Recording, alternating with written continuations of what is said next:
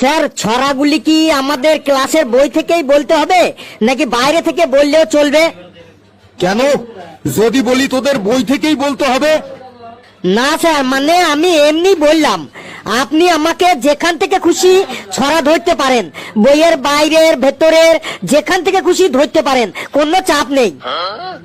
আমাদের ক্লাসের বইয়ের ভেতরের ছড়াই বলতে পারিস না, আবার বইয়ের বাইরের থেকে কি বলবি রে?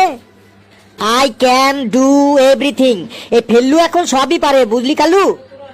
স্যার বললুন তাহলে কোন ছড়াটা বলতে হবে বললুন। নে তুই পাখি নিয়ে একটা ছড়া বলতো। স্যার পাখি নিয়ে বলছি, স্যার বলছি। পৃথিবীতে বাস করে হরেক রকম পাখি, তার মধ্যে বলতে কথা পারে তোতা পাখি।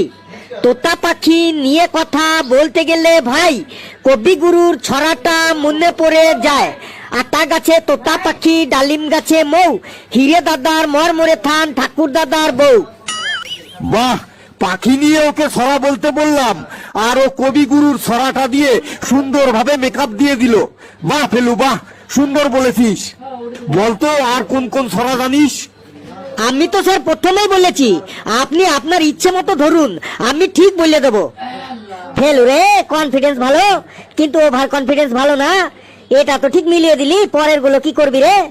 আমার কনফিডেন্স নিয়ে তোর ভাবতে হবে না, তুই চুপচাপ বসে শুনে যা। স্যার বললুন এবার কোন ছড়াটা বলবো? পূর্ব আকাশে সকালে কি ওঠে বলতো? স্যার পূর্ব আকাশে সকালে সূর্য ওঠে। নে ওই সূর্য নিয়েই একটা ছড়া বলতো। স্যার সূর্যকে নিয়ে ছড়া বলছি। সব শক্তির উৎস সূর্য, সূর্যের কত জাদু, আবার গ্রহণের সময় সূর্যকে রাহুতে খায় বলতেন আমার দাদু। এই দাদু মানে ঠাকুর দাদা বলছি আমি ভাই। ঠাকুর দাদাকে নিয়ে বলতে গেলে কবিগুরুর একটি ছড়া মনে পড়ে যায়। আতা গাছে তোতা পাখি, ডালিম গাছে মৌ, হিরে দাদার মরমরে থান, ঠাকুর দাদার বউ। স্যার কেমন লাগলো কবিতাটা? বুঝেছি বুঝেছি, ওই হাবলু প্রথমে এই কবিতাটা বলেছে আর তখনই এই বেটা মুখস্থ করে নিয়েছে। আজ এই কবিতাটা দিয়েই ও সব কবিতা মেকআপ দিয়ে চালাবে। আমিও ছাড়ার পাত্র নই, ওকে আজ আমি নাজেহাল করে ছাড়বো। স্যার কিছু বললেন? না না, তোকে আমি কিছু বলিনি। না মানে আপনার মুখটা নড়ছে তো, তাই ভাবছি কিছু বলছেন হয়তো। আর কোনো ছড়া বলতে হবে বলুন। নে তাহলে ওই মানুষ দিয়ে একটা ছড়া বলতো। স্যার মানুষ দিয়ে ছড়া বলছি। স্যার পৃথিবী জুড়ে হরেক মানুষ, এই মানুষ চেনা খুবই শক্ত। এই মানুষের দেহে হাড় আছে, আছে অনেক রক্ত। এই রক্তের মধ্যে কারো যদি হিমোগ্লোবিন কমে যায়, হিমোগ্লোবিনটা বেড়ে যাবে যদি সে ডালিম ফল খায়। এই ডালিম ফলের কথা আবার বলতে গেলে ভাই কবিগুরুর একটি ছড়া মনে পড়ে যায়। আতা গাছে তোতা পাখি, ডালিম গাছে মৌ, হিরে দাদার মরমরে থান, ঠাকুর দাদার বউ।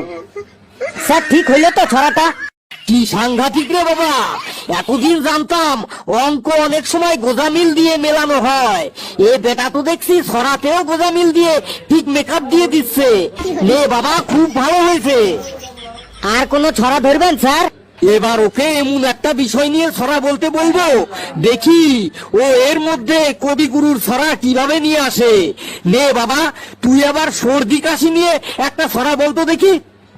এবার মনে হয় তুই জব্দ হয়ে গেলি রে ফেলু। সর্দি কাশির মধ্যে তুই কবিগুরুর ছড়া কিভাবে নিয়ে আসবি রে? পৃথিবীতে এমন কোনো জাল নেই যে সেই জালে এই ফেলুকে ফাঁসাবে। তুই চুপচাপ মুখ বন্ধ করে শুনে যা। স্যার সর্দি কাশি নিয়ে ছড়া বলছি।